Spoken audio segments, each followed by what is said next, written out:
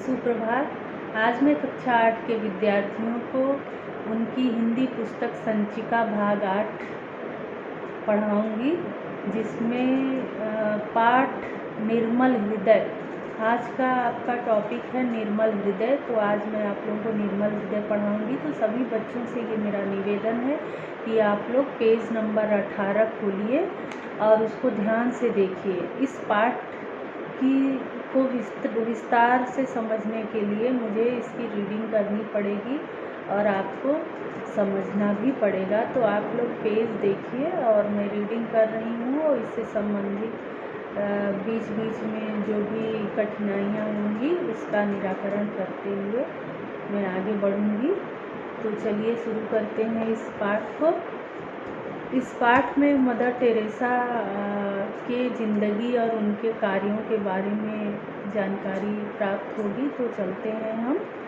एक बार प्रसिद्ध साप्ताहिक पत्रिका आउटलुक ने पाठकों को 1947 के बाद के महानतम भारतीय को मतदान करने के लिए आमंत्रित किया।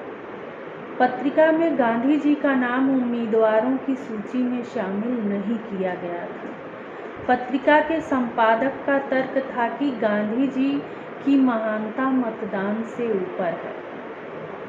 इस मतदान में 50,000 से अधिक पाठकों ने भाग लिया। मदर टेरेसा को आज़ादी के बाद की महानतम महिला चुना गया।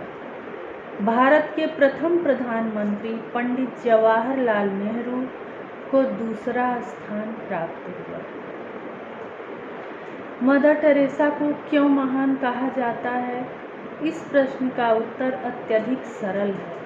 उनमें अपने समकालीन किसी भी भारतीयों में दूसरे के प्रति अधिक करुणा और प्यार भरा हुआ था।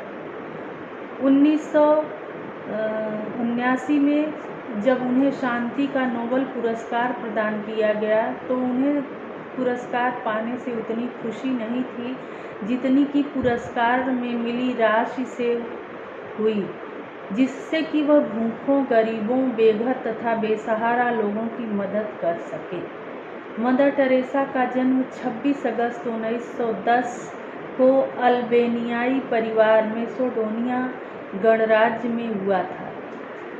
इनके पिता का नाम निकोलस तथा माता का नाम रानाफिल था।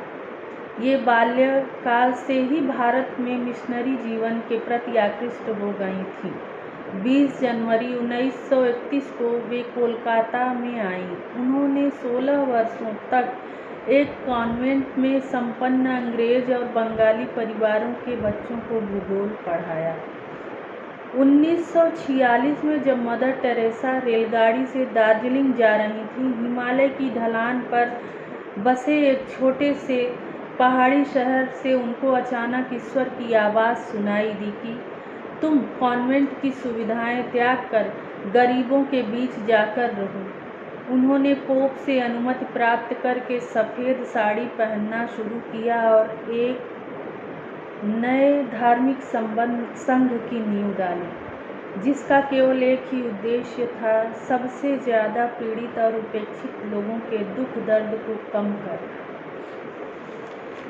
उन्होंने 1950 में कोलकाता में मिशनरीज ऑफ चैरिटी की स्थापना की और 45 वर्षों तक गरीब, बीमार, अनाथ तथा मरते हुए लोगों की मदद की। निर्मल हृदय मदर टेरेसा द्वारा स्थापित किए गए उन अनेकों संस्थानों में से एक है जो कि रोगी एवं बेसहारा लोगों की मदद करते हैं। निर्मल हृदय का अर्थ है शुद्ध एवं पवित्र हृदय, जो कि मृत्यु के समीप खड़े लोगों का आशियाना है। जून 1952 की बात है। कोलकाता में प्रलयंकारी वर्षा हो रही थी। मदर टेरेसा मेडिकल कॉलेज अस्पताल की दीवार के किनारे किनारे चल रही थी कि जमीन पर पड़ी किसी चीज़ से उन्हें ठोकर लगी। उन्होंने झुककर देखा तो एक बुढ़िया पानी से भरे गड्ढे में पड़ी हुई थी और उसकी सांस मुश्किल से चल रही थी। उस महिला को कीड़े मकोड़ों और चूहों ने करीब आधा खा लिया था। मदर टेरेसा उस अधमरी महिला को अस्पताल ले गईं परंतु डॉक्टरों ने उसका इलाज करने से इनकार कर दिया। इस पर वह अत्यंत दुखी हुई। मदर टेरेसा ने कहा, कोई किसी मरणासन्न व्यक्ति के प्रति इतना निर्दय कैसे हो सकता है। उन्होंने दोबारा दृढ़तापूर्वक कहा, मैं यहाँ से तब तक नहीं जाऊँगी जब तक आप इस महिला का इलाज नहीं कर देते। इतना कहकर वह वहीं जमीन पर बैठ गई। उनकी उदारता से अस्पताल के कर्मचारी अत्यधिक प्रभावित हुए। उन्होंने उस महिला मरीज के शरीर की सफाई की तथा घाव पर मरहम लगाया। उसके बाद मदर टेरेसा उस बेसहारा महिला को टाउन हॉल में ले गईं। वहां उपस्थित कर्मचारियों से उन्होंने उस बीमार महिला को रखने के लिए जगह की गुहार लगाई और बोली, वास्तव में मैं अन्य लोगों को भी सड़क पर मरती हालत में देखा है। मुझे उन सभी के लिए आसरा चाहिए। यह सुनकर टाउन हॉल का एक कर्मचारी मदर टेरेसा को काली मंदिर ले गया। मंदिर के पास एक धर्मशाला थी जहां तीर्थयात्री देवी माँ की पूजा करने के बाद विश्राम करते थे। यद्यपि यह स्थान खाली था, परंतु अत्यंत दयनीय स्थिति में था। क्या इससे आपका काम चल जाएगा? टाउन हॉल के कर्मचारी ने मदर टेरेसा से पूछा। मैं बहुत प्रसन्न हूँ। मुझे इसलिए भी यह स्थान पसंद है क्योंकि यहाँ पर हिंदू लोग पूजा अर्चना करते हैं। मेरे लिए सबसे श्रेष्ठ प्रार्थना लोगों पर दया करना और उन्हें प्यार करना है। मदर टेरेसा ने कहा। देखते ही देखते 24 घंटों के अंदर उन्होंने सभी दुखियों को उस स्थान पर दाखिल कर दिया और इस प्रकार से निर्मल हृदय का जन्म हुआ। एक बार अपनी मिशनरीज ऑफ चैरिटी से बात करते हुए मदर टेरेसा ने कहा था, गरीबों को हमारी सहानुभूति और दया की आवश्यकता है। गरीबों को हमारी सहानुभूति और दया की आवश्यकता नहीं है। उन्हें तो केवल हमारे प्यार और करुणा की आवश्यकता है। उनसे प्रेम और स्नेह से बोलिए। आपके चेहरे पर, आपकी आँखों में और आपकी मुस्कान में दया भाव और उदारता होनी चाहिए। अपने चेहरे पर मुस्कान लाएं। गरीबों की केवल सेवा ही नहीं कीजिए बल्कि उन्हें अपना हृदय भी दीजिए।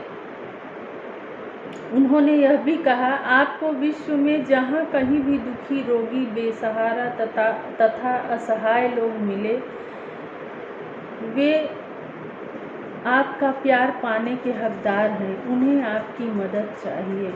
निर्मल हृदय कोलकाता का रत्न है। इस रत्न को सारे शहर ने संरक्षण दिया है। अनेक लोग, पत्रकार और नगर प्रमुख उसे देखने के लिए और रोगियों की सेवा करने के लिए आते हैं। बड़े घरों की महिलाएं भी रोगियों की सेवा और सहायता करने के लिए यहाँ आती हैं।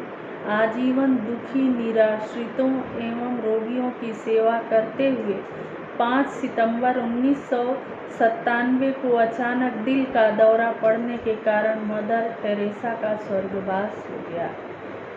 तो ये रही निर्मल हृदय कहानी जो मैंने आप लोगों को बताई। कहानी क्या, ये एक सच्ची घटना है तथा इस घटना से या इन सारी बातों से सभी विद्यार्थियों को, सभी बालकों को, सभी बच्चों को ये सीख लेना चाहिए कि हमें गरीबों पे दया करनी चाहिए तथा दीनहीन और दुखियों की सहायता करनी चाहिए। तभी हमारा देश, हमारा समाज एक अच्छा संस्कार प्राप्त कर सकेगा तथा आपको देखकर और भी लोग अच्छे कार्य करने के लिए प्रेरित होंगे। धन्यवाद। इससे संबंधित सभी क्वेश्चन के आंसर मैं आपको PDF के माध्यम से सेंड कर दूँगी।